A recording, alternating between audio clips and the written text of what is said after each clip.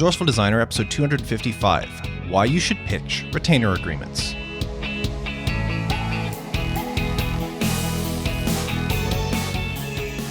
Welcome to the Resourceful Designer podcast, offering solutions to streamline your graphic and web design business so you can get back to designing.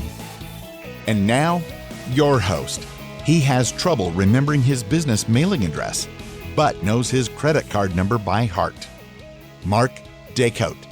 Yep, that just goes to show you how much online shopping I do when I can rhyme off my credit card number without missing a beat. But if you ask me what my business mailing address is at the UPS store, I second guess myself every time, to the point where I actually have to pull out a business card and double check that I got the address right, even though I've had it for over 15 years. Oh well. Now in this week's episode, I'm going to talk about retainer agreements and why you should be pitching them to your clients. After that, I'm going to share what I've been up to, and then tell you about a great resource for testing out your web design projects. Something that'll help you make sure your sites are working no matter who or how the site is visited. So why should you pitch retainer agreements to your design clients? But before I get to that, let me start off by saying that within the Resourceful Designer community, we have a Slack channel called Bragging Rights. And this is a place where community members share their most recent wins. Things like Katie telling us that the logo that she asked us to critique a couple of weeks ago was finally approved by her client. Or Brian sharing that he completed a huge website project with an extremely tight deadline, and I'm sure Brian put in a few late nights for that one. Or Mike sharing that yet another one of his proposals came back signed by the client. I tell you, that guy's a beast when it comes to proposals. He's just killing it. Whether it's landing a new client or having their design business showcased in a magazine, everyone in the Resourceful Designer community is genuinely happy for any person that shares anything in that channel, the good news that they have. That's what part of being a community is all about. But nothing seems to garner more congratulations than when someone says that they've landed a new retainer client. We don't even have to know the details of the retainer agreement. Just the fact that it's a retainer client is huge in its own and worth celebrating all on its own. You see, having a client on retainer is considered the pinnacle of client acquisition. Now, I talked about retainer agreements way back in episode 32 of the podcast, and that one came out, well, it's actually 5 years ago this month that I released that episode. So unless you've recently binged my back catalog, you might not remember that episode. And that's why I thought, it's kind of a good idea to bring it back because it's really an important topic to talk about. So what exactly does having a client on retainer mean?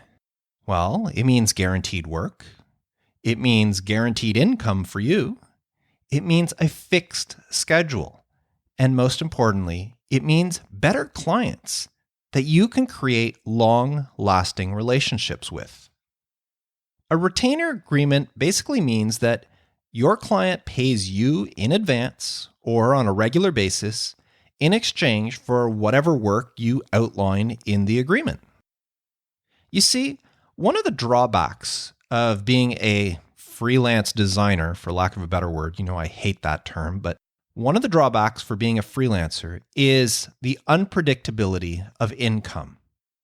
You don't work 9 to 5 at a set hourly rate.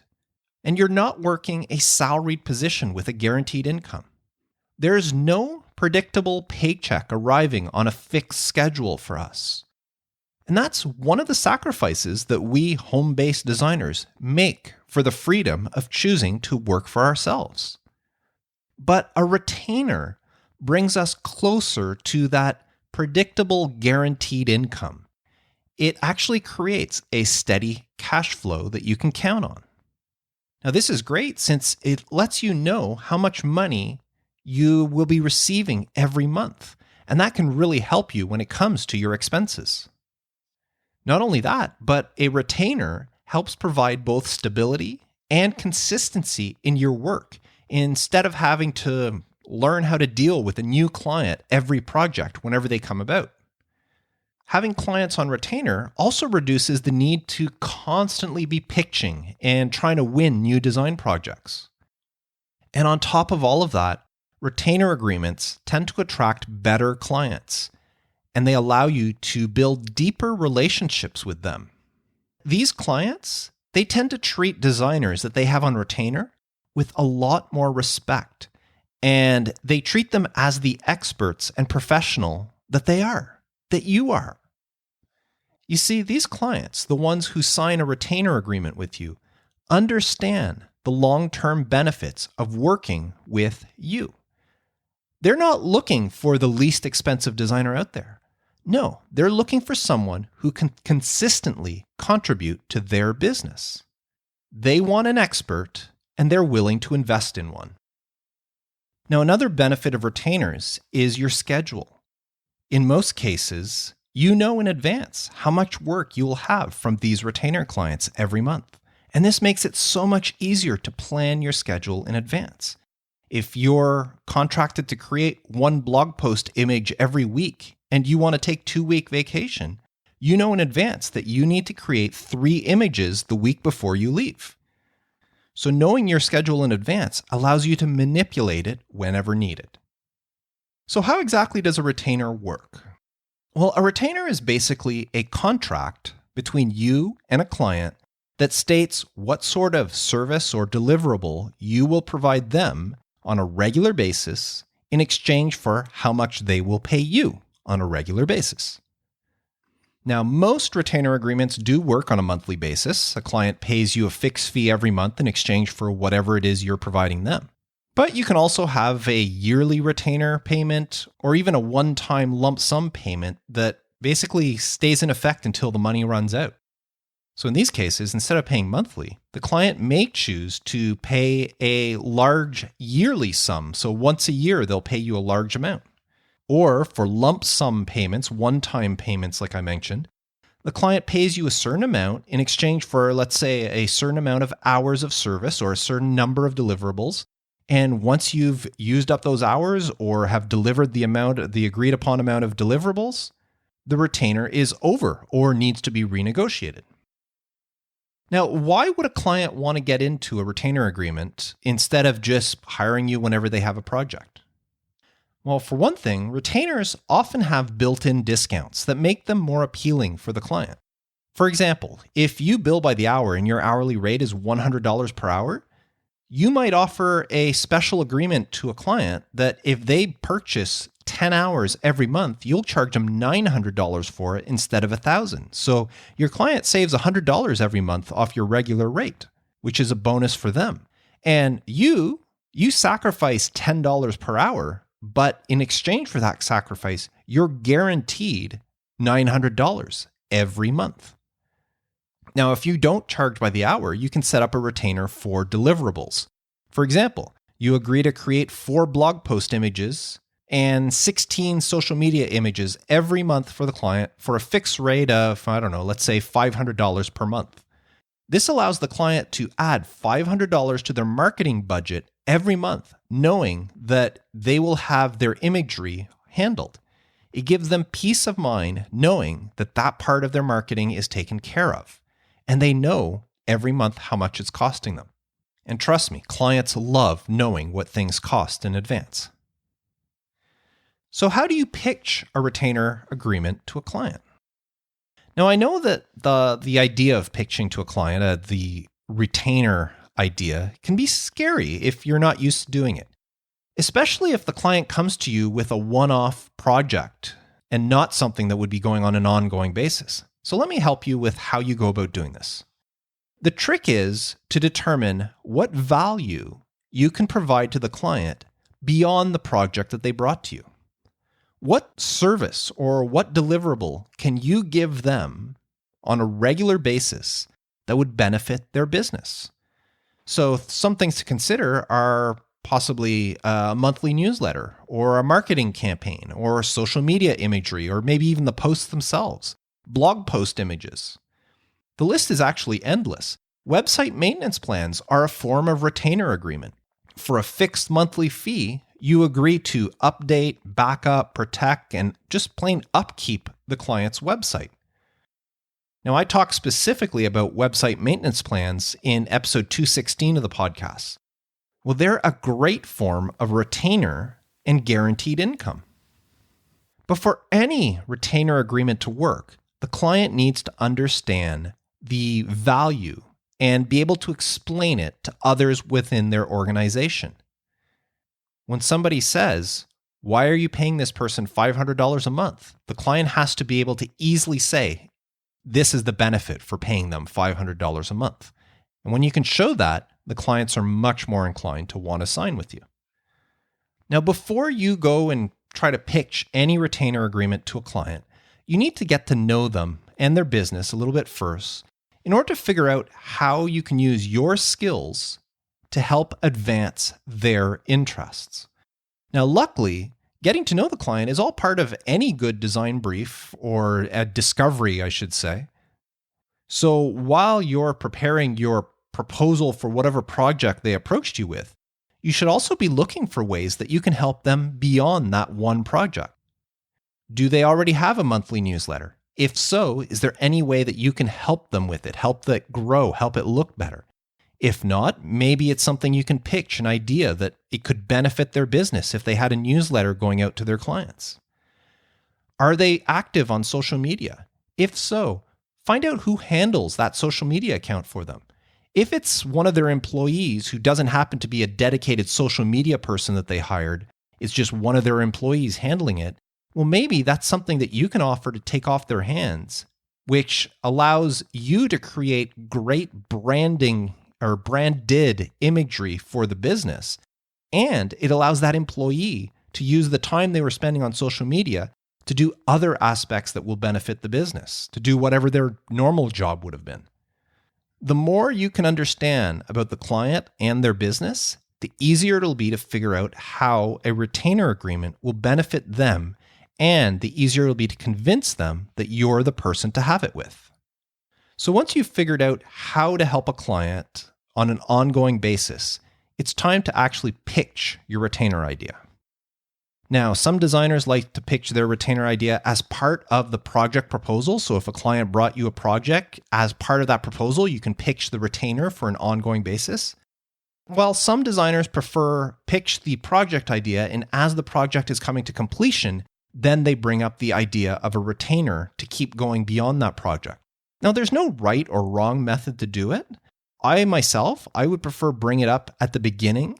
I think, and again, this is just my thoughts, I think that it helps build some credibility whenever you're pitching the project itself by showing the client that you're not just in it for that one project. You're not just trying to get this one thing done and get paid, but you're willing to build a long-term relationship with them by suggesting these other things that you can do on an ongoing basis. Now, this works especially well for website projects. You can show that by the end of the project, you will not only understand the client and their needs, but you'll be able to better support their website, as well as provide some great ongoing support to help them grow their business after the site is launched. So that's the way I like to do it, but don't discount the other method as well. Bringing up the retainer agreement at the end of a project also works well, since the client has now had a chance to work with you, to get to know you. And if they like what they saw and see the value in working with you, then the thought of entering into a long-term retainer agreement will be much more appealing. So there's no right or wrong way to pitch a retainer agreement. The idea is just to go ahead and do it. So how do you actually structure? You're ready to pitch the agreement. How do you actually structure it? And just like there's no right or wrong way when you pitch it, there's no right or wrong way in how you structure a retainer agreement, as long as it's created as a contract that works for both you and the client. Now, the two most popular forms of retainer agreements are for deliverables or for hours of service. A retainer agreement for deliverables, as I stated earlier in the podcast, means that the client pays you a certain amount in exchange for a fixed number of deliverables, such as social media images. This allows you to bill for value of work that you actually create and not your actual time. And in this case, you can probably charge a little bit more. Now, when you are using this method, it's very important to clarify in the contract A fee should the client require more than the allotted number of deliverables, or what happens should the client not require the full amount that month.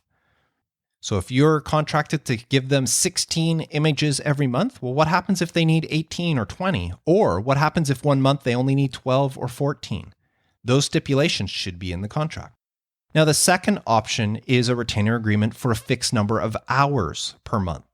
Now, when choosing this method, it's important to determine what happens again should you need to go over the allotted hours, and what happens should you not use up the allotted hours. Are the extra hours billed at a discounted rate that your agreement is at, or are extra hours billed at your standard rate? And are any unused hours just lost, use them or lose them, or do they roll over to the next month? Now, I've seen some agreements where they roll over the hours. I've seen some where they roll over half of whatever's left over. So if there's 3 hours left, then an hour and a half gets rolled over to the next month, and the other hour and a half gets lost. I've seen other people structure it so that the time that rolls over is only good for the next month. So if you have 4 extra hours this month and they roll over to next month and they're not used next month, they don't get rolled over again. But that way it can get kind of complicated. My personal preference here is the use it or lose it. You pay for a certain amount of hours every month, and if you don't use them, you lose them. That's just the risk you take for accepting the discount for X amount of hours. Now, there is a third form of retainer that is not actually as popular, and I don't particularly like this method, and that's for a client to pay you a monthly fee for priority access to you. Meaning, this puts you at their beck and call. They're not actually paying you to deliver anything or for a certain amount of hours. They're paying you to drop whatever you are doing and work on their project anytime they need you. So they pay you a small amount just to make sure that you are available to them. Now, I don't recommend this option as it could jeopardize your relationship with other clients, especially if you end up having to drop a client project to work with the retainer client and you end up missing a deadline for that other client. And according to the contract, you can't say no to the retainer client. Or what happens when you want to take holidays and if the client needs you while you're away? So for those reasons, I don't like that method, but I just want to let you know that that is a method that I've seen out there. Now, keep in mind that entering into a retainer agreement with a client is a contract in its own and should be signed separately from any project contract that you enter into with the client. So if they come to you with a proposal for a website or a brochure or a poster or branding or whatever it is, that should be one contract. The retainer agreement should be a completely separate contract. Now, this retainer agreement contract needs to clearly define the work expected of you in order to prevent scope creep. It should also outline exactly what happens should extra work be needed or should there not be enough work in a given month. The agreement should also outline what is not covered under that contract. For example, if your retainer agreement is to provide a certain amount of social media images to a client every month, and one month that client decides that they need a brochure designed, how does that work according to your retainer agreement? Is there a condition in your agreement that you can swap so many social media posts for something else? Or does your agreement stipulate that any additional work beyond the social media images will require a new contract and a new price negotiated? Your agreement should also stipulate timelines, meaning if your agreement is to provide 16 social media posts every month, do you have to supply 4 every week? Or can you wait till the end of the month and deliver all 16 at that time? So timelines for deliverables have to be stipulated in the contract. And of course, the time frame or life of the contract has to be in there as well. It's very important for you and the client to establish a time period for the retainer agreement. This can be anything that you and the client agree upon. It might be 1 month, it might be 6 months, it might be a year, it might be more, who knows? But whatever time frame you choose, your contract needs to indicate when, at what point in the contract can you renegotiate or possibly terminate the agreement. Perhaps you're someone who likes to raise their rates on a yearly basis. Well, you're going to want that opportunity to renegotiate the retainer agreement the following year at a higher price.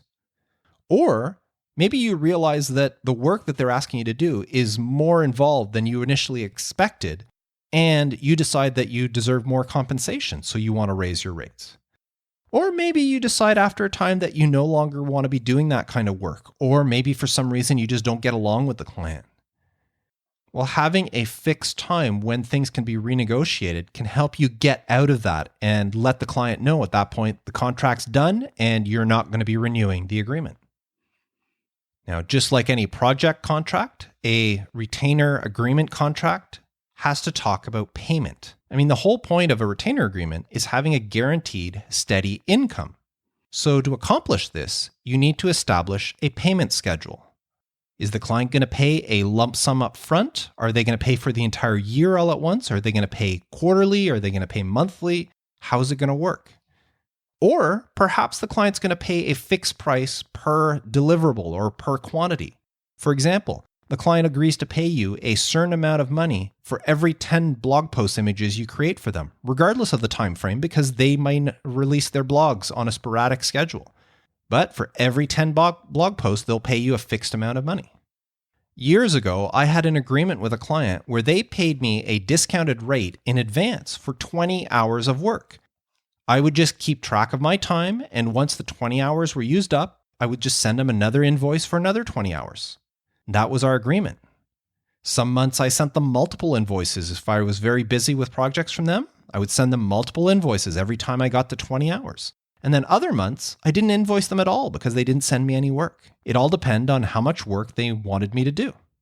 Now, of course, this isn't a very good example since it wasn't actually a steady income because it all depended on the workload. But it was a form of retainer since the client was paying me in advance, not knowing what they would be needing me for. So your retainer contract needs to stipulate payment details. So in all, that's basically what a retainer agreement is.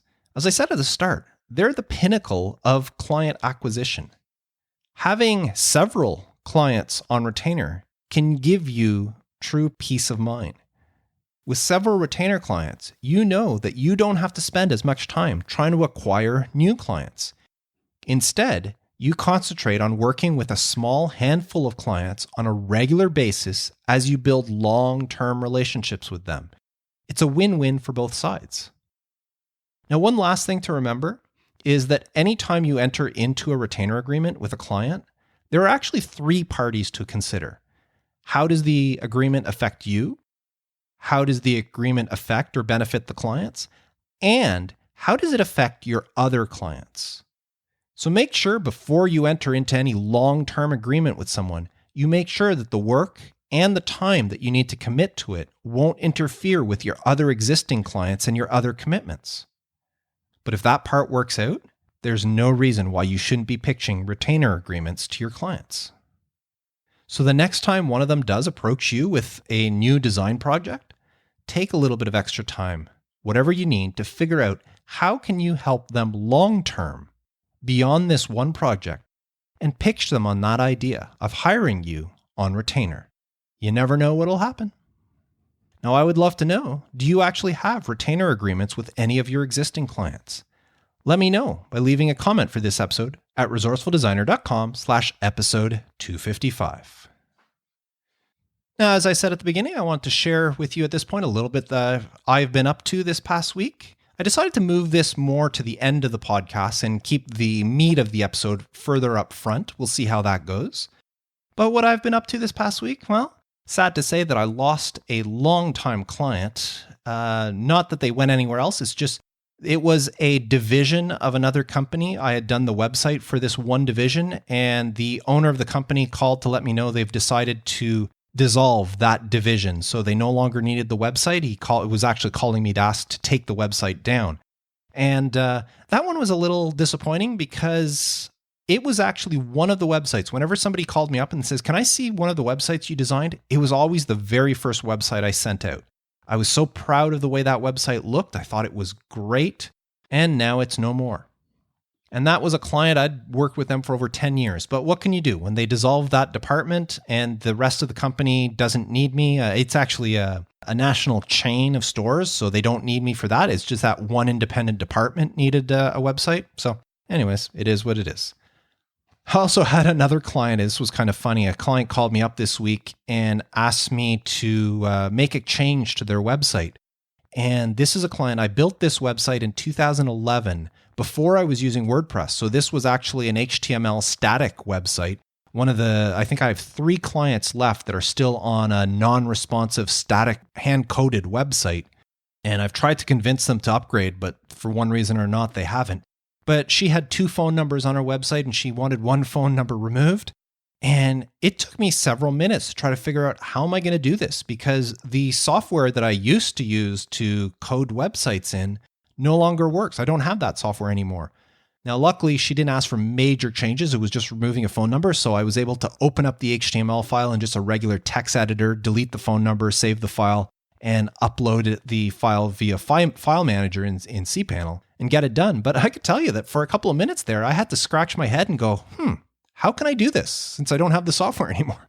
So besides those 2 things, I've done some great podcast artwork this week, had some really interesting clients to deal with. I've got a couple more that I'm working on.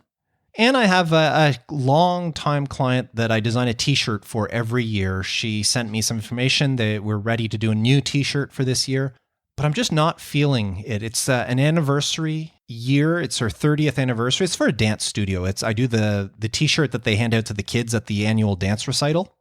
And this being her 30th anniversary, every year there's a theme for the recital, and I usually design a t-shirt based on that theme. Well, because it's the 30th anniversary, she wants me to include a list of all the past themes they've had for the last 29 years. Well, all that is 29 sentences, and it's really hard to come up with an appealing design that incorporates 29 different sentences in it. So anyways, I got my work cut out for that one. So that's a little bit of what I've been up to. Besides spending a lot of time in the Resourceful Designer community, we've had a few people join since last week and several over the last month, so that was nice to see. The community is growing. But as I mentioned in last week's episode, I will be capping the community off once it reaches 50 members. So if you are serious about your design business, if you really want to make the investment to grow and improve yourself and your business, then I highly suggest you give the Resourceful Designer community a try. That's what we're all in there for. We're all of like-minded people who are running or getting ready to run a design business, and we just want to improve. So if that sounds like something you're interested in, I suggest you get in before the spots run out by visiting resourcefuldesigner.com/community. Now, as promised, before I go, I have a great resource to share with you. And this is something that was actually brought to my attention by Brian in the Resourceful Designer community. And I've tested it out, and I think it's just absolutely amazing. And the website is lambdatest.com. And that's LAMBDATEST.com. I'll have a link to it in the show notes for this episode. But what Lambda Test is it's a cross-browser compatibility testing tool for websites. And it's not one of these sites that'll send you screenshots of what your sites look like in different browsers. This one here actually allows you to perform live, interactive, cross-browser compatibility testing of websites and web pages and apps on the latest mobile and desktop browsers and across different operating systems, even at different resolutions. You get to choose what operating system, what browser, what resolution, and then you get to run the website as if you were a visitor. You get to test everything you want, all the buttons, the navigation, and you visit the site. What does it look like on various Android phones? What does it look like in different web browsers? And the whole bit. One of the other features that I love is that it allows you to do geolocation testing from over 27 different countries. So if you have a website that has geolocation enabled for different things, then you can view what does the website look like from Canada or what does the website look like from Australia. And that is great for some websites. And as I said, these are not just screenshots they send you. There's lots of other resources that'll send you screenshots. But no, Lambda Test actually lets you take control of whatever browser you want. Now, they have a free plan that they offer that allows you 60 minutes of real-time browser testing every month. Or for $15 a month, which they actually bill you annually, you can have unlimited testing. So this means that before you hand over a website to a client or launch it, make it go live, you can test it across every device and every browser you want. There's no more guessing that it's going to look okay or calling that friend up that has that specific Android phone and asking them to, hey, can you check this website for me on your phone just to make sure it looks good, and hoping that what they see is what it's supposed to look like. No, you can do all the testing you want from the comfort of your own chair with Lambda Test. Just visit lambdatest.com. And once again, the link to that and everything else I mentioned in this show will be in the show notes for this episode. So thank you very much for tuning in. I always appreciate you. Hey, drop me a line at feedback@resourcefuldesigner.com and let me know what you think of this new format of putting the main topic up front and leaving the other stuff to the end. I'd love to get your response. But until next time, I am Mark Decote, wishing you all the best with your design business and reminding you to stay creative.